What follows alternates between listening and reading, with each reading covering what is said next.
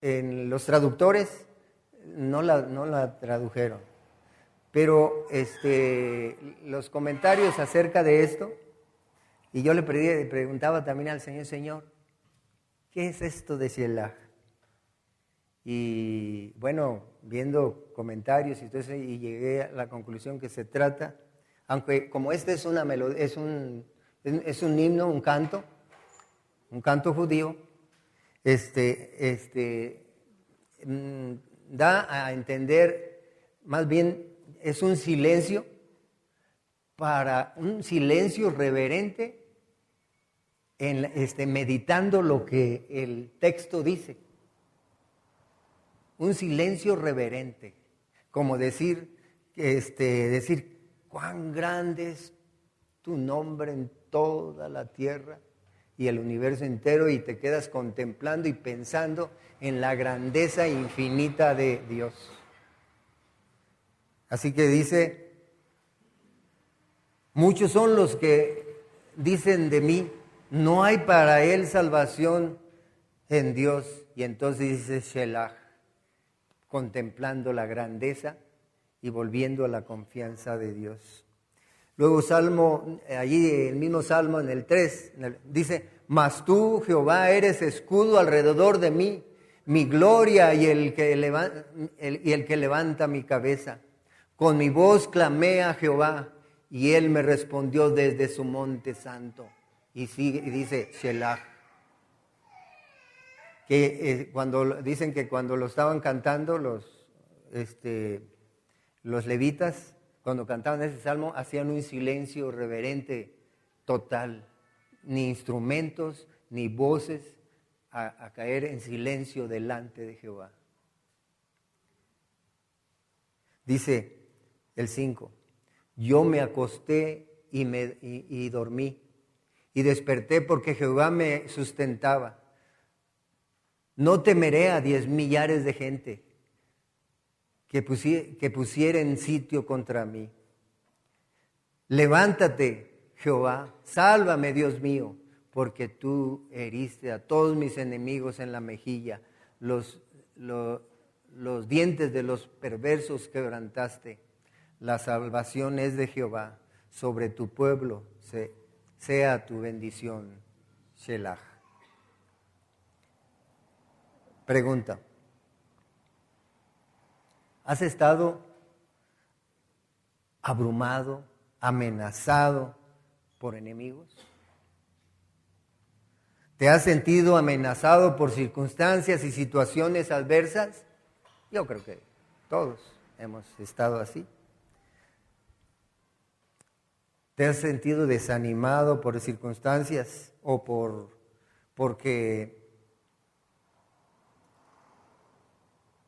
estás amenazado? ¿Te has sentido desanimado porque a pesar de tu vida cristiana no has alcanzado la estatura que Cristo esperara o que espera? David y Josafat, rey de Judá, son un buen ejemplo para aprender esto. Y eso vamos a ver la historia de David y de Josafat, para aprender a confiar en Dios. La historia de David se inicia en capítulo 16 de Segunda de Crónicas.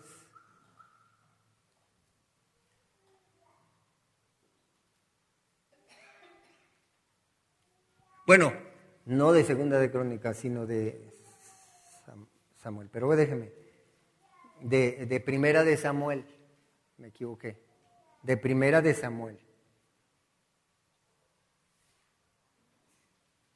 Ya saben, acuérdense, él era hijo de Isaí, el hijo más pequeño de Isaí, y fue ungido rey por Samuel, porque Dios había desechado a Saúl, porque Saúl era un rey impaciente, rebelde,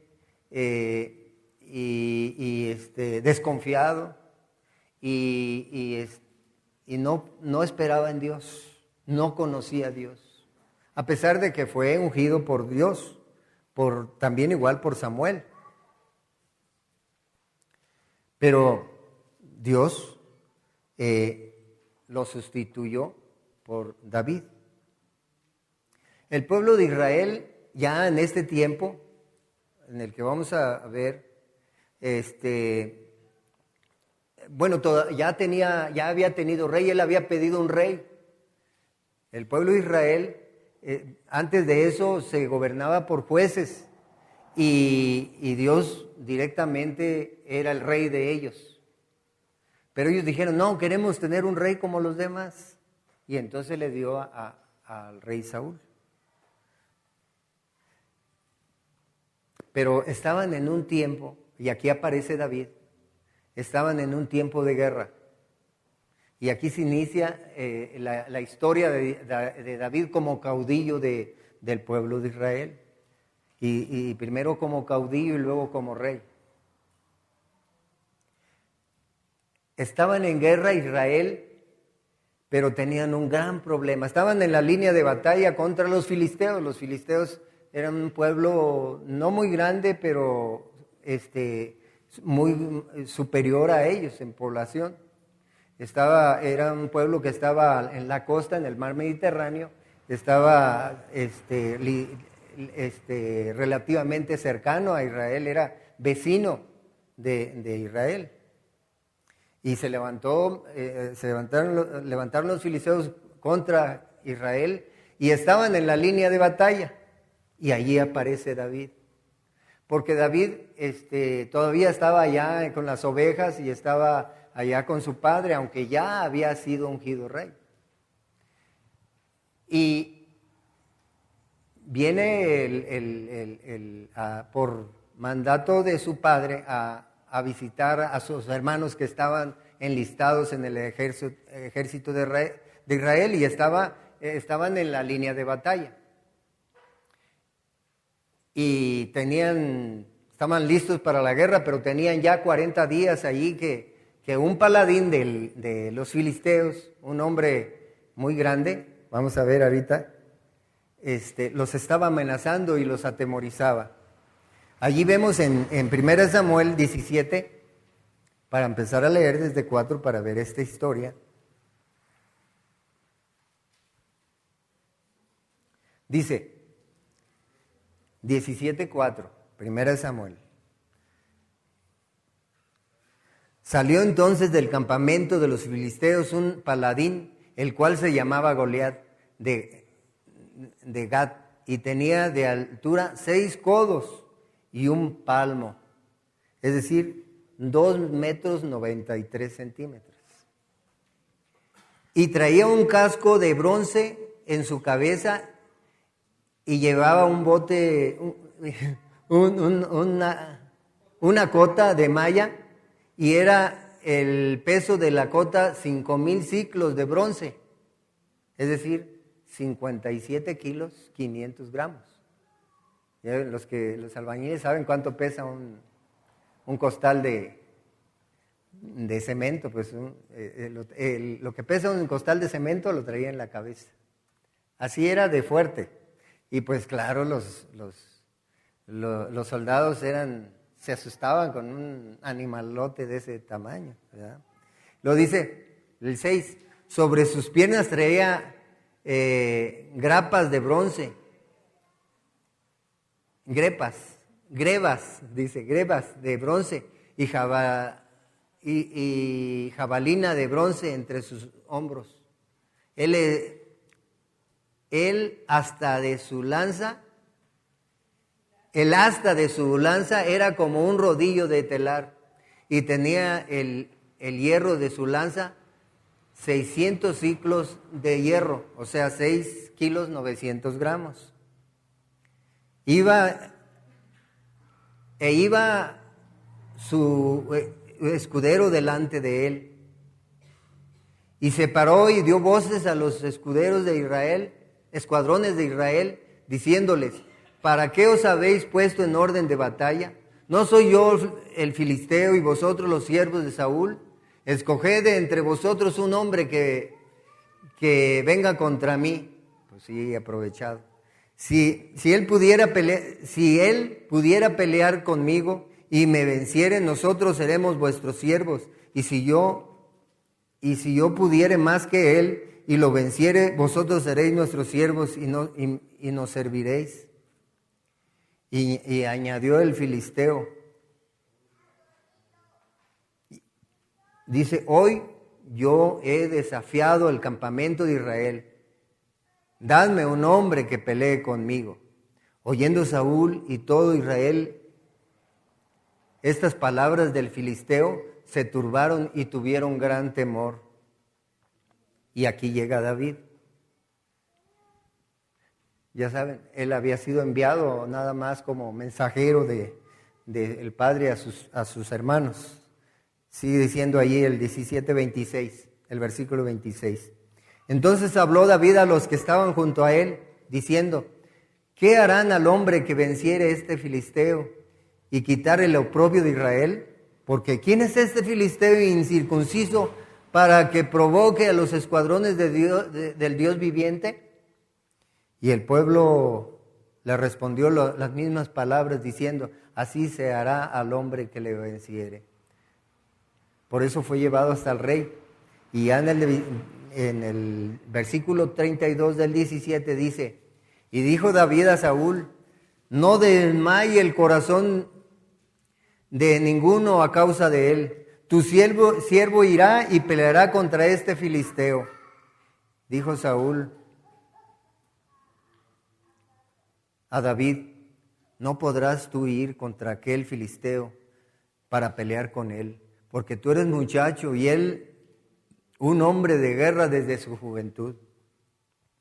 David respondió a Saúl, tu siervo era pastor de las ovejas de su padre.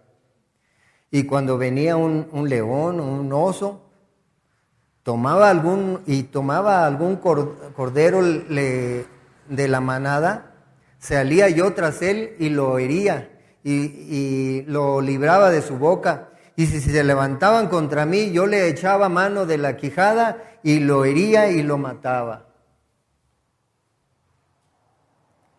Fuese león, fuese oso, tu siervo lo mataba. Y este filisteo incircunciso será como uno de ellos, porque ha provocado al ejército del Dios viviente. Añadió David, Jehová que me ha librado de las garras del león y de las garras del oso, él también me librará de la mano de este filisteo. Y dijo Saúl a David, ve y Jehová esté contigo. David tenía la experiencia de haber tratado con Dios. Tenía la experiencia de andar caminando en la gracia y en el poder de Dios. Por eso podía hablar de esa manera. Si yo hubiera sido, pues yo también hubiera dicho, no, mejor, ¿verdad? Pero tenía trato con Dios, había tratado con Dios, era un experto en el caminar con Dios. Yo me imagino allá en la soledad, en el monte,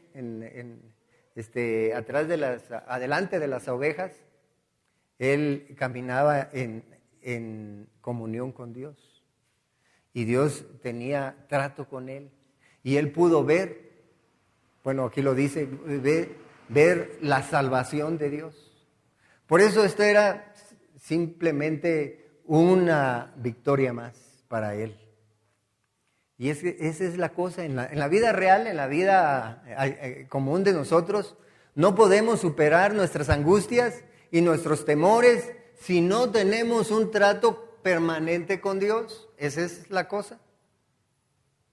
Por eso yo les he insistido mucho en ustedes, se necesita un trato personal con Él, pero un trato no de domingo, no de día de reunión, sino un día un trato, una relación permanente, de día y de noche. Decía mi papá, me decía, hijo, tienes que orar día y noche. Bueno, yo no lo hacía, pero él sí lo hacía, ¿verdad? Pero esa era la instrucción de él para mí. Tienes que orar día y noche. Bueno, yo a veces luego oraba y en 10 minutos o algo ya se me acababa qué decir, ¿verdad? Pero ya una vez estudiando más sabemos qué se trata ese tipo de, esa oración. Dice, la Biblia dice orar sin cesar. ¿De qué se trata eso? Eso es lo que hay que aprender para mantenernos en la expectativa de la obra de Dios alrededor de nosotros y en nosotros. Saúl todavía confiaba en que, pues, en las cosas naturales, por eso él traía su casco también y traía sus ropas de guerra, ¿verdad? Para defenderse. E incluso se lo puso a David y le dijo, a ver, pues si vas a ir a pelear, vístete bien. Y se la puso. Y David ni se podía mover, dice, no, y las quitó, porque no se podía con eso. Pero él tenía la confianza en Dios, ya le conocía, ya sabía que él lo podía defender como lo defendió de los osos y de los leones. Sigue allí en 17:40, en versículo 40 del capítulo 18 de Samuel, de 1 Samuel.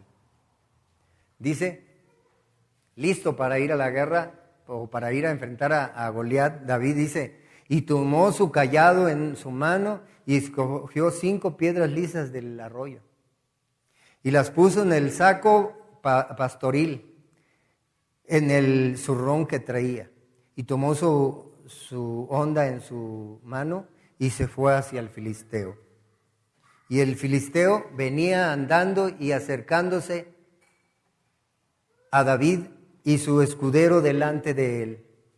Y cuando el filisteo miró y vio a David, le tuvo en poco porque era muchacho y rubio y de hermoso parecer.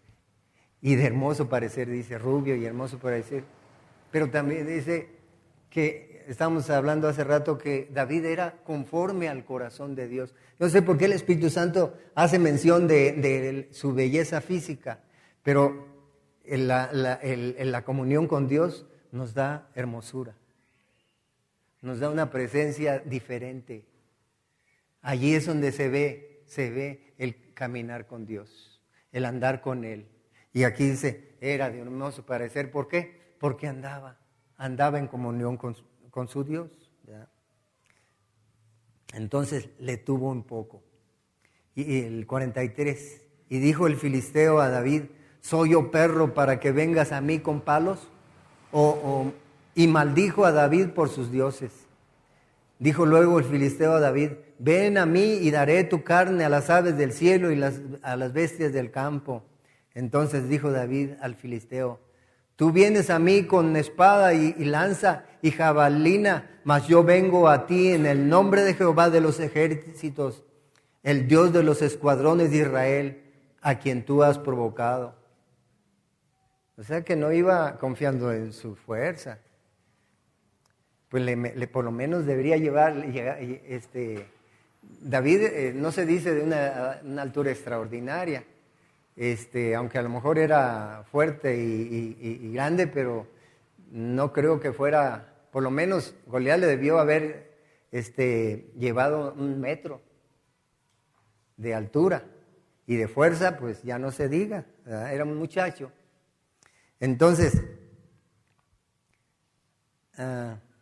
así que él iba confiando en la fortaleza, en la fuerza de Dios, porque dice que no es con espadas no es con ejército ni con espadas, sino con el Espíritu. Y eso es lo que se refiere aquí.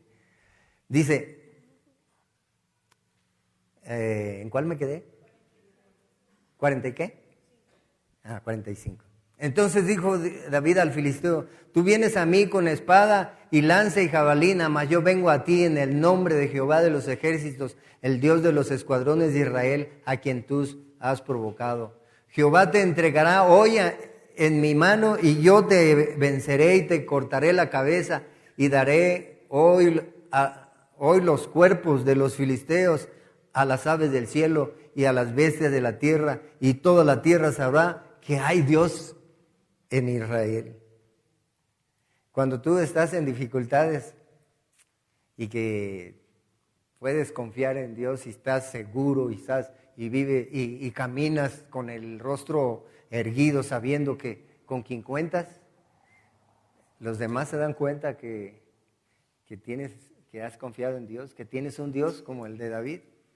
Porque el Dios de David es el Dios de nosotros, ¿verdad? Él es. Así que, y Él es el mismo ayer, hoy y por los siglos. Así que ese es el que tenemos. Entonces no tenemos por qué andar con temor, o con angustia, o con estrés, aunque se dé pues, pero la realidad es que nosotros podemos andar sin nada de eso. El 47, ¿verdad? Dice, y sabrá toda esta congregación que Jehová nos salva con espada y con lanza, porque de Jehová es la batalla y Él los entregará en nuestras manos. Ay, ¿cómo poder confiar de esa manera? En nuestra vida diaria, pues ya nosotros no estamos en guerra ni nada, pero nuestra vida diaria es una batalla, ¿verdad? ¿Verdad que sí? Es batalla, tenemos angustias, tenemos pesares, tenemos ataques, tenemos enemigos, tenemos todo. Pero podemos vivir confiadamente, porque tenemos un Dios como el Dios de David, ¿verdad? Dice,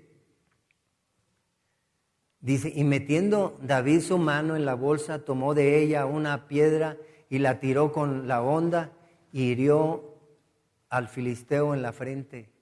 Y la piedra quedó clavada en la frente y cayó sobre su rostro en tierra. Como que tenía muy buena puntería, ¿no? Como para pegarle en la mera frente y en el mero centro de la frente donde tenía que caer para que cayera. Nada. David no era ese que tuviera pues a lo mejor era experto en la onda y todo eso, pero él está hablando aquí, está dándole la gloria a Dios. Así que Dios mandó la piedra exactamente donde tenía que pegar para que cayera ese gigante. Así que Dios sabe qué necesitamos para vivir confiadamente en nuestra vida diaria. Porque Él es el que apunta y Él es el que acierta. Él es de Él es la victoria. Dice, cayó sobre su rostro. La piedra quedó clavada en la frente y cayó sobre su rostro en tierra. Así imagínense el tremendo peso y caer así de lleno. Así venció David al filisteo con honda y piedra. Hirió al filisteo y lo mató sin tener David espada en su mano. Pues no es con espada, ¿verdad? Así que con una piedrita fue suficiente para... Dice, bueno, y la historia pues nos cuenta de que esa batalla fue ganada por el pueblo de Israel, los persiguieron y los acabaron. Así han sido las guerras de Israel, así han sido. Siempre han sido de las victorias de Jehová. En nuestro tiempo, pues las guerras de Israel, las que conocemos, han sido de esa manera. Aunque ellos no lo reconocen, aunque no lo reconozcan. Pero las batallas se ganan en Cristo. Nuestras batallas son para ganarse en Cristo. Son para ganarse en el Espíritu de Dios. No es para pelear nosotros, ni para luchar, ni para ganar con nuestra fuerza, sino con la fuerza del poder de Dios. Como aquí David. Así que David dejó ver al pueblo de Israel lo que Dios hace con los que tienen trato personal con Él. Esto es lo que hace Dios con los que tienen trato personal con Dios. Los que no están confiando en sus fuerzas, en su dinero, en sus cosas, cómo Dios les mostró cómo se ganan las batallas. Cómo se ganan las batallas. Y bueno, y él dijo, y allí dijo David, y vamos a dar a las aves del cielo, no se refería solamente a Goliat, sino a los filisteos, a todo el ejército de los filisteos. Así que la confianza en Dios se desarrolla en la experiencia con Dios. ¿Cuál es tu experiencia con Dios? ¿Cómo estás viviendo la relación con Dios? ¿Estás teniendo experiencias? Y digo sobrenaturales porque las cosas que Dios hace son sobrenaturales, ¿ya? Nosotros, pues acá estábamos comentando ayer con Iván acerca de que a veces tenemos mucho dinero que pagar en el negocio y de dónde los vamos a sacar y como decía, siempre ha habido. Mi pendiente, siempre, cuando ahorita están mis hijos encargados del negocio, pero antes que yo estaba, mi pendiente siempre era tener para la raya. Y sí me angustiaba y decía, ay, pero no. Pero después reflexionaba y decía, pero nunca nos ha faltado. Siempre hemos tenido para la raya y siempre hemos tenido y eso es real. Aunque ya faltando una semana y decía, ay, para la siguiente semana no voy a tener para la raya. Pues ¿de dónde lo voy a sacar? Pues yo no sé, pero siempre ha habido. Siempre hubo. Y eso pues ya toda mi vida he estado en ese rollo de que tenemos que hacer y todo esto, ¿verdad? Pero Dios siempre ha estado ahí fiel. Por eso me identifico con esta historia de David, ¿verdad? Así que, si no tenemos experiencias con Dios, si no andamos caminando de esta manera, por eso pues tenemos temores, desfallecemos, porque no tenemos trato personal con Dios, porque no tratamos a Dios, porque no nos damos cuenta de cómo Él camina y cómo está alrededor de nosotros, como dice aquí el Salmo. Pero otra historia fascinante que para completar esta enseñanza, dice, está en 2 de Crónicas 21.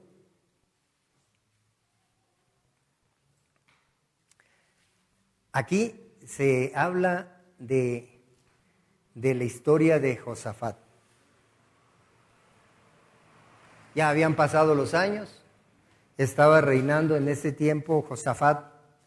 El pueblo de Israel, después de que murió Salomón, se dividió en dos reinos. El reino del norte, que fueron, los reyes eran reyes no puestos por Dios, sino reyes que fueron no del linaje de David, pues quiero decir, ¿verdad? No de ese linaje, sino fueron reyes de la población, de los generales y eso. Pero en el caso del rey del sur, que es del que vamos a hablar ahorita, el rey de Judá, el reino de Judá, que en este tiempo era nada más lo representaban, o representaba a tres tribus de las tribus de Israel, entre ellas Judá. Y Josafat era un rey que había agradado a Dios.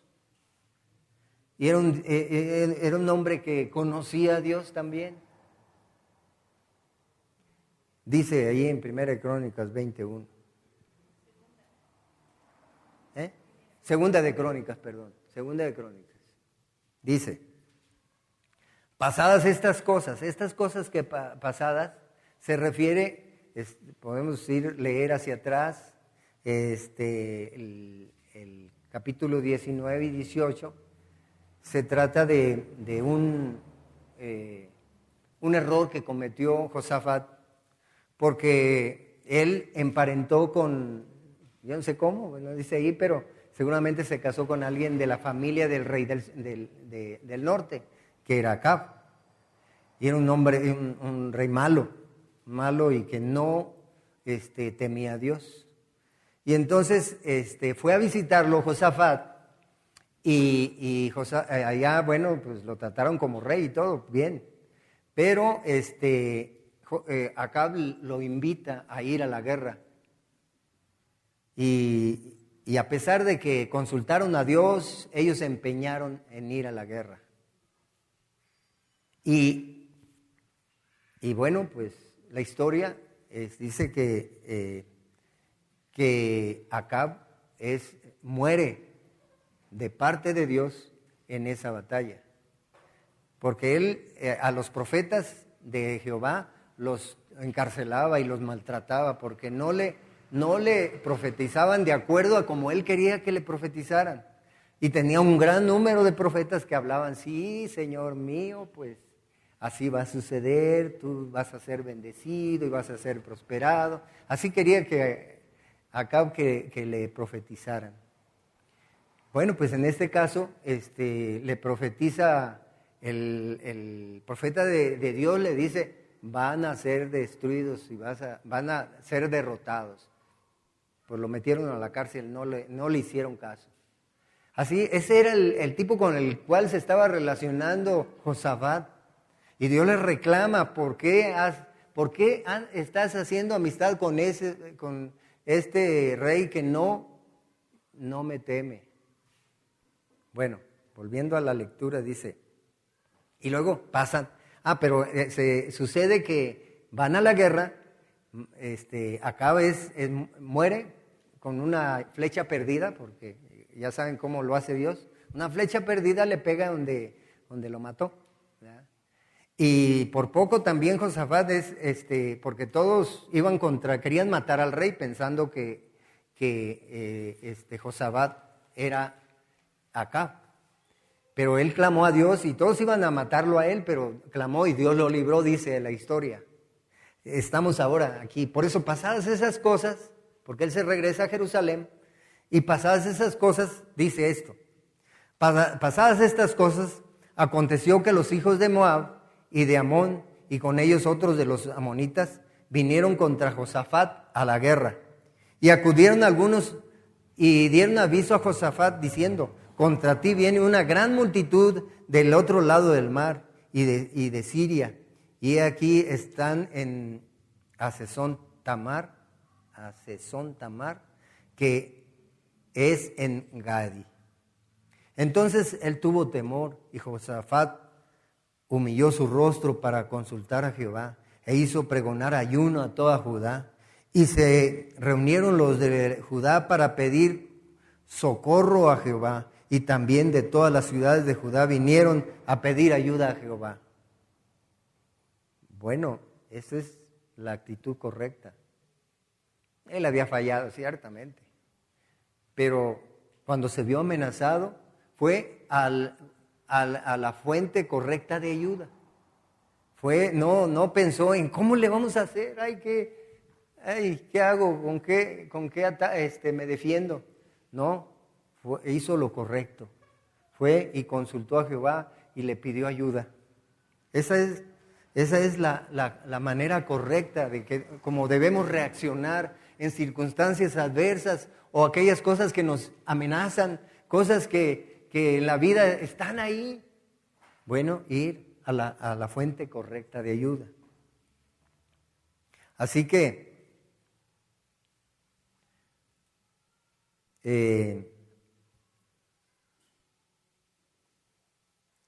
el versículo 5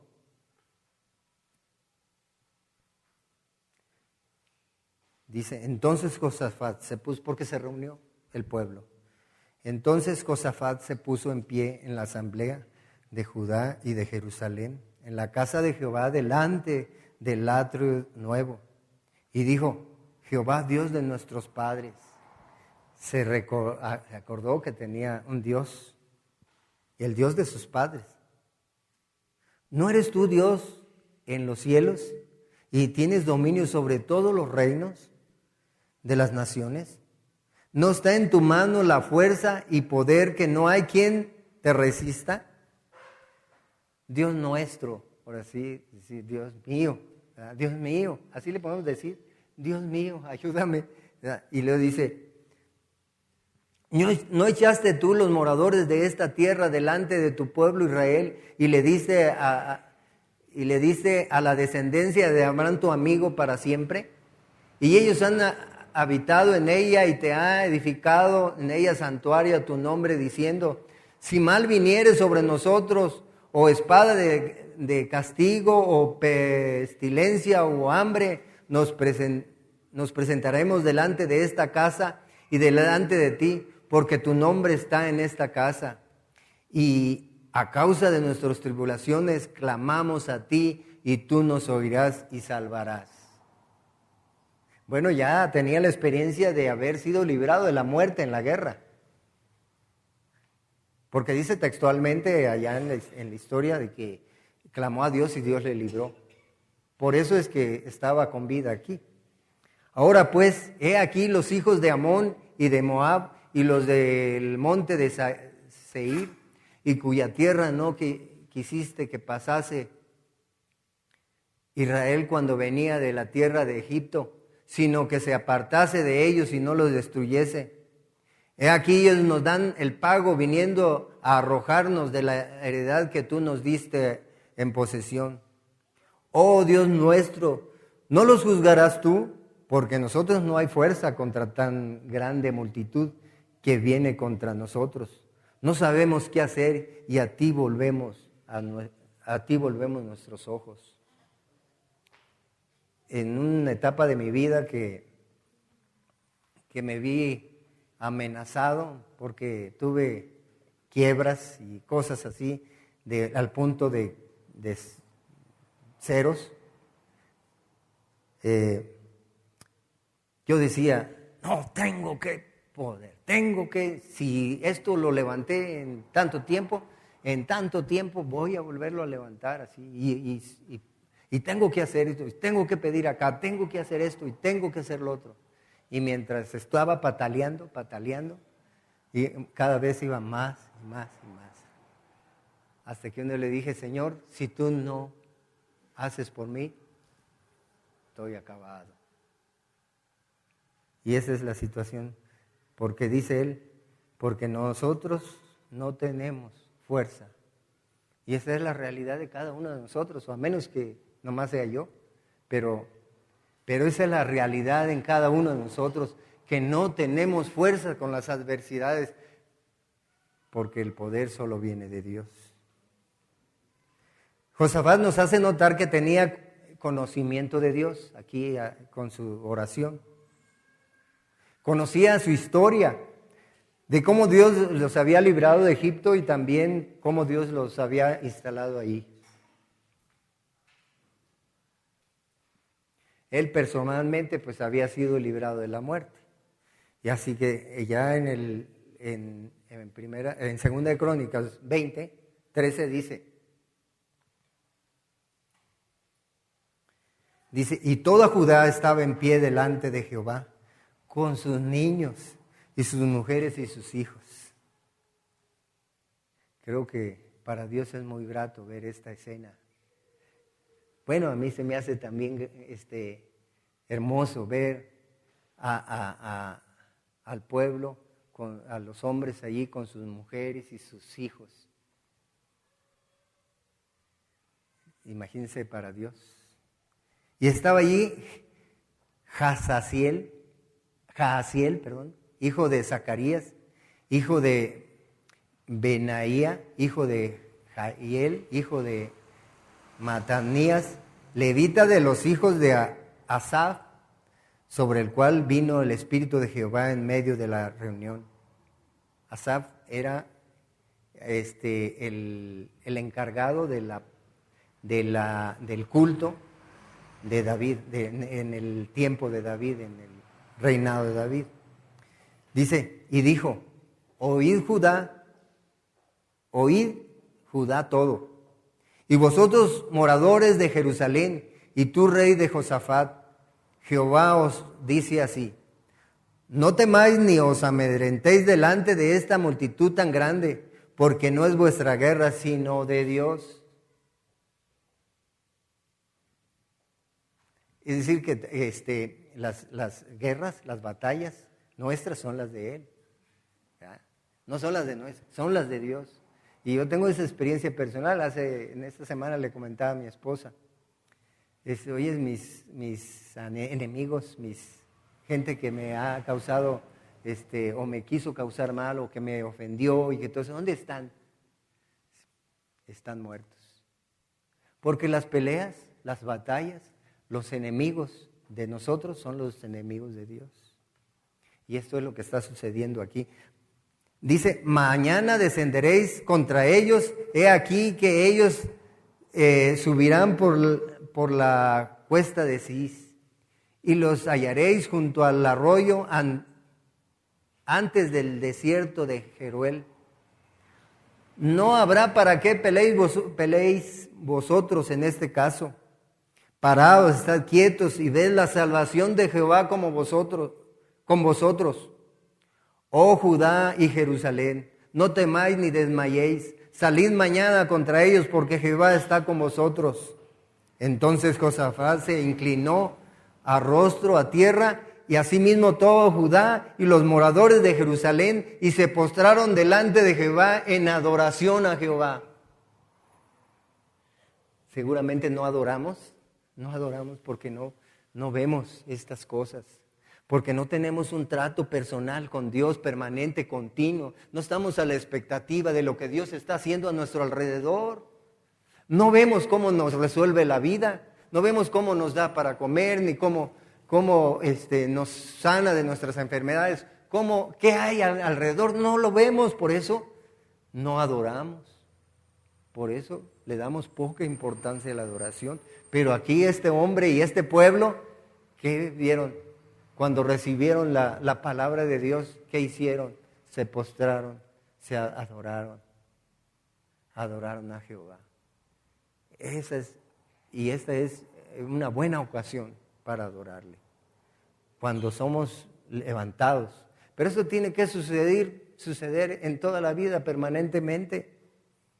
No son cosas ocasionales, sino para una vida de crecimiento se requiere vivir esta vida de adoración por las maravillas que cada día hace Dios en nuestras vidas. Y se levantaron los levitas, dice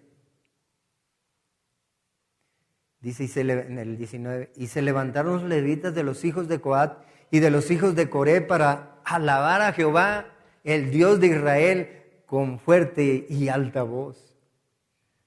Nosotros, cuando alabamos, como a mí no alcanzo las notas y eso, porque no me preparo para eso, porque no estoy preparado para eso. Y aunque nosotros venimos a ser los adoradores y los de alabanza, porque somos los levitas ahora, nosotros. Fuimos llamados para alabar y exaltar el nombre del Señor. Necesitamos tenerlo como el primer lugar en nuestra vida. La alabanza a nuestro Dios y la adoración tiene que ser prioridad en la vida.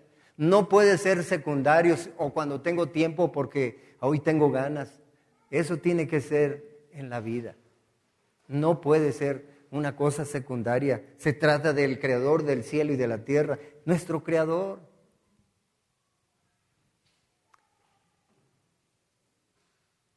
Así que Isaías 12:6, vamos a irnos solamente para dar énfasis a este punto de alabanza. Le dice, regocítate y canta, oh moradora de Sión, porque grande es en medio de ti el Santo de Israel. Ellos estaban haciendo realmente lo que tenían que hacer, porque estaban ahí pues para adorar. Y cuando se levantaron, dice el 20, y cuando se levantaron por la mañana, salieron al desierto de Tecoa, y mientras ellos salían, Josafat estaba de pie y dijo, oídme Judá y moradores de Jerusalén, creed en Jehová vuestro Dios y estaréis seguros. Creed en sus profetas y seréis prosperados. Ya era un hombre de fe. Ya estaba exhortando al pueblo, no como antes, ¿verdad?, que andaba haciendo alianza con los enemigos de Dios. Dice, y el 21, y habido consejo con el pueblo, puso a algunos que cantasen y alabasen a Jehová, vestidos de ornamentos sagrados mientras salían la gente armada, y que dijese, glorificad a Jehová porque su misericordia es para siempre. Yo creo dijeron, bueno, si no es nuestra pelea, pues ponemos al coro por delante. Porque lo importante es alabar a Jehová. Y pensaron bien. Dice el 22, y cuando comenzaron a entonar cantos de alabanza, cuando empezaron a entonar cantos de alabanza, se ganan las batallas. En la alabanza se ganan las batallas. Dice, Jehová puso contra los hijos de Amón, de Moab y del monte de Seir las emboscadas de ellos mismos que venían contra Judá, y se mataron los unos a los otros. Porque los hijos de Amón y Moab se levantaron contra los del monte de Seir para matarlos y destruirlos. Y cuando hubieron acabado con los del monte de Seir, cada cual ayudó a la destrucción de su compañero. Y luego que vino Judá a la torre del desierto, miraron hacia la multitud y he aquí yacían ellos en tierra muertos, pues ninguno había escapado. Viendo entonces Josafat y su pueblo viniendo entonces Josafat y su pueblo a despojarlos, hallaron entre los cadáveres muchas riquezas, así vestidos como alhajas preciosas, que tomaron para sí, tantos que no los podían llevar. 3 días estuvieron recogiendo el botín porque era mucho. Y al 4.º día se juntaron en la valle de Beraca, porque allí bendijeron a Jehová. Y por esto llamaron el nombre de aquel paraje en la valle de Bereca hasta hoy. Y todo Judá y los de Jerusalén y Josafat, la cabeza de ellos, volvieron para regresar a Jerusalén gozosos, porque Jehová les había dado gozo liberándolos de sus enemigos. Es una experiencia hermosa cuando Dios te levanta y te da una nueva visión acerca de tu vida. Es maravilloso. Hay que experimentarlo. No nos quedemos así. Tenemos que experimentar este Dios del cual estamos hablando. Dice, vinieron a Jerusalén con salterios, arpas y trompetas a la casa de Jehová. Así vamos a venir. Es que, bueno, aquí hay que llegar cargados de gratitud, de alabanza, de adoración. No podemos venir en otra forma, en otro sentido. No venimos a ver qué recibimos, aunque vamos a recibir porque aquí hay bendición, dice la palabra. Así que, y el pavor de Dios cayó sobre todos los reinos de aquella tierra, cuando oyeron que Jehová había peleado contra los enemigos de Israel. Y el reino de Josafat tuvo paz, porque su Dios le dio paz por todas partes. Ese es el resultado de haber confiado en Dios y de haber hecho lo correcto delante de Él. Y esta debe ser nuestra condición de vida, de que alrededor vean que tenemos Dios. Aquí lo que hemos estado orando los ancianos, Señor, que la gente se dé cuenta que aquí tenemos al Dios creador del cielo y de la tierra, que Él es nuestro Dios. Esa es nuestra oración. Porque vivir en angustia, en estrés, es desconfiar en Dios. Porque desconfiar en Dios es no vivir en fe, es no vivir en paz. Pero volviendo a nuestro salmo para terminar, dice, mas tú Jehová, el Salmo 3:3, mas tú Jehová eres escudo alrededor de mí, mi gloria y el que levanta mi cabeza. Con mi voz clamé a Jehová, y Él me respondió desde su monte santo. Yo me acosté y me dormí y desperté porque Jehová me sustentaba. Sí, nosotros vamos a dormir bien. No temeré a 10 millares de gente que pusiere sitio contra mí. No vamos a temer a nuestros enemigos. Dice, levántate, Jehová, sálvame, Dios mío, porque tú heriste a todos mis enemigos en la mejilla. Los dientes de los perversos quebrantaste. La salvación es de Jehová, sobre todo, sobre tu pueblo sea tu bendición. Shelah. Recuerdo a mi padre que cuando ya estaba a punto de morir, ya le faltaban pues poco tiempo realmente, estaba en su cuarto y él anotó un número 270, ya ni me acuerdo pero así, pero alrededor en todas partes, abajo, arriba, así, lo anotó. Y yo llegué y, ay, Jal, ¿por qué es eso? Y le pregunté, oye, papá, ¿pero por qué? ¿Por qué pusiste ese número ahí? Y dice, es que es el número de mis enemigos. Tus enemigos. ¿Y por qué no pones mejor el número de tus amigos? Dice, no. Dice, es que de todos estos me libró Jehová. Ah, bueno. Sí, cierto. Bien. Ah, pues está bien, ahí ponle. Llénalo más. Él a sus 94 años estaba reconociendo lo que Dios había hecho en su vida. Él me contó algunas cosas maravillosas que pudiera quedarme aquí un rato contando, pero ya se nos fue el tiempo, ¿verdad? Pero esa es la realidad de nuestra vida, que de todo nos libra Dios, de todo, porque Él, nuestras luchas, nuestras angustias, nuestras batallas, Él las lleva. Nosotros las llevamos porque queremos, pero podríamos no llevarlas porque Él las lleva por nosotros. Así que, ¿cómo enfrentó Josafat su angustia? Clamando a Dios, reconociendo la grandeza de Dios, recordando la historia del pueblo, del poder de Dios para llevarlos hasta ahí, reconociendo su propia debilidad sin Dios. No tenemos fuerzas, dijo, humillándose hasta el piso, hasta el polvo, para dar lugar al poder de Dios, pronunciando alabanza a Jehová en demostración de fe y entrega. Esa es la adoración, es confianza y entrega. Así que se levantó confiadamente y vamos a la guerra, pues a la guerra de Dios. Iba a recoger